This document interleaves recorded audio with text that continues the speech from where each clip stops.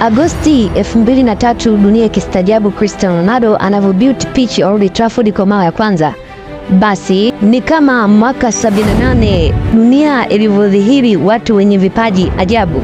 Serikali kuu ya dansi, manispaa na vijiji, majukwaa yakataka yawaite Sikinde. Haukuwa ujio wa kikundi, bali ni bendi yenye vijana wenye umri mdogo wanaojua kutumia vyombo vyote vya muziki na mpangilio mzuri wa sauti zao za kuvutia. Walipotoa albamu, wengi wakaitabiri kesho njema. Magita, tumba na sauti nzuri ndo king'ola kilichosafisha njia, na Sikinde ikasikika dunia nzima. Mwaka 1980, Sikinde ngoma ya Ukae ilihudhuria sherehe za uhuru wa Zimbabwe, ikiwa miongoni mwa bendi zilizoalikwa, ikiwepo na The Wailers ya mfalme wa reggae duniani hayati Bob Marley.